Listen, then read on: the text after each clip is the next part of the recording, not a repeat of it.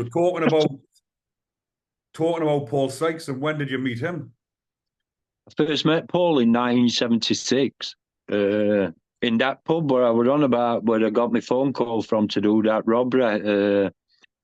Yeah, 1976. He come down with what it were, a black Rolls Royce pulled up outside our pub. I was 16-year old.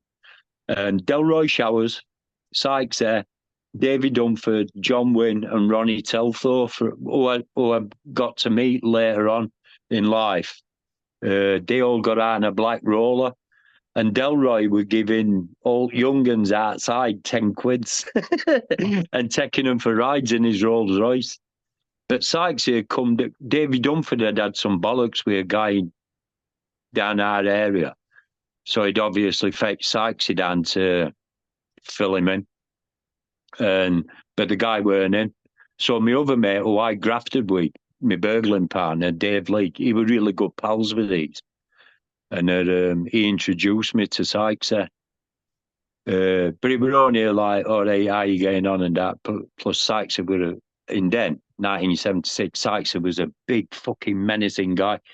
He was the type of guy that, like when a gunslinger walks in a saloon and everything goes quiet. Okay.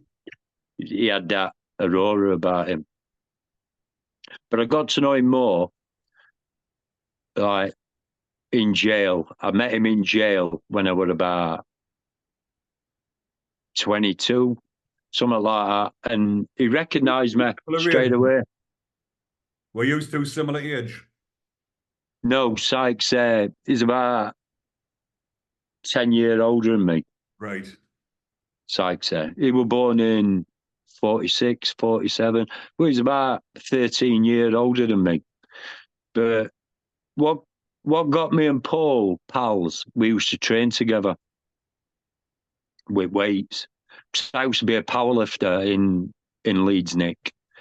And Paul said to me, learn me how to lift weights, I'll show you how to punch. That's what he said to me.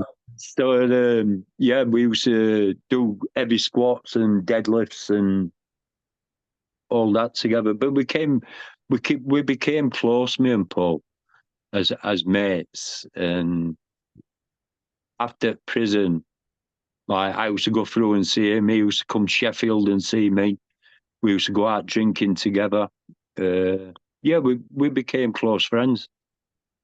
So everybody that's been to prison, even people now, even the young ones coming up, everyone's heard of Paul Sykes in the prison system. Because I remember when I was in there 15 years ago, 10 years ago, everyone would hear about the stories about Paul Sykes. But I think a lot of the stories, because he used to do the screws in a lot as well, didn't he? Oh yeah, like screws. He was always Sykes. He was one of them. You could be talking to him 1 minute in a normal manner. You say something wrong, what fucking gets him, boof, you're gone. He was one of them. But I must admit, Sykes never ever once had a go at me, ever. But yeah, screws. And that about him doing screws in with dumbbells, that's a load of bollocks as well. He didn't do them in with dumbbells, he fucking battered them. But they made it look worse to get him more bird. Well, I think most of his sentences was for fighting with the coppers on the outside as well, wasn't it? So obviously the coppers and the screws hated him. Yeah. And everyone will have known about these stories about Sykes, that he used to batter young boys and drag them in his cell and do things to them. So what's your take on that then, Clyde? What's the... Ricky, I've been in showers with Sykes and people at my age as well, 22-year-old, just come off of YPs, and he's never ever fucking done anything like that. Like, it's the screws.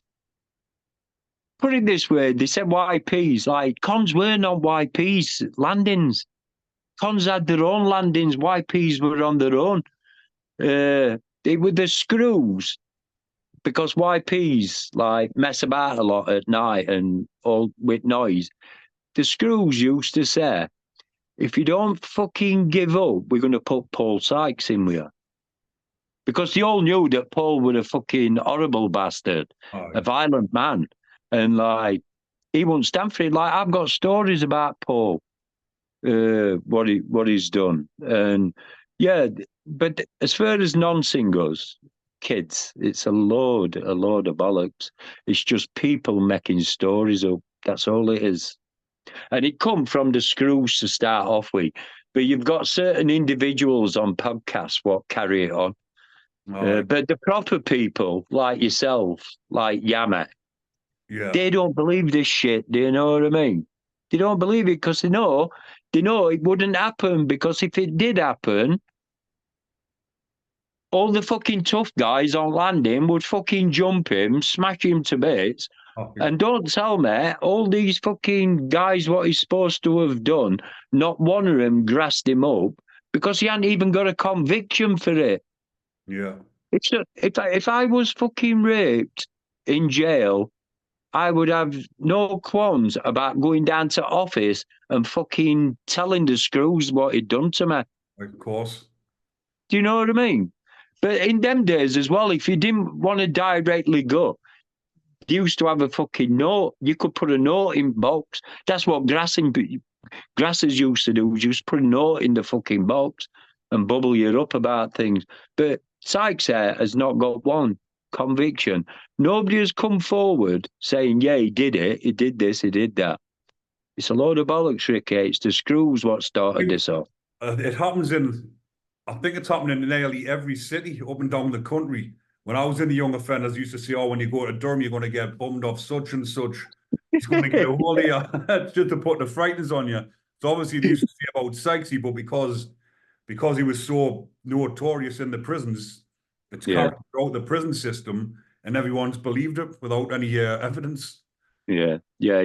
It's a load of crap, Ricky. I like I say, I've been round Paul fucking a lot, and I never ever witnessed anything like that.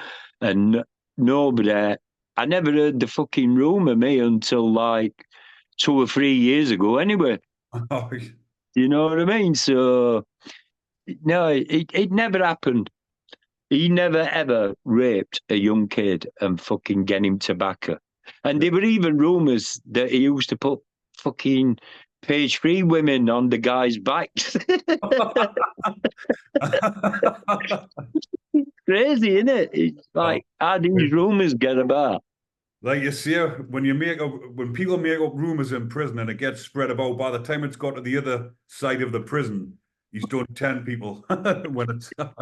It's Yeah. right.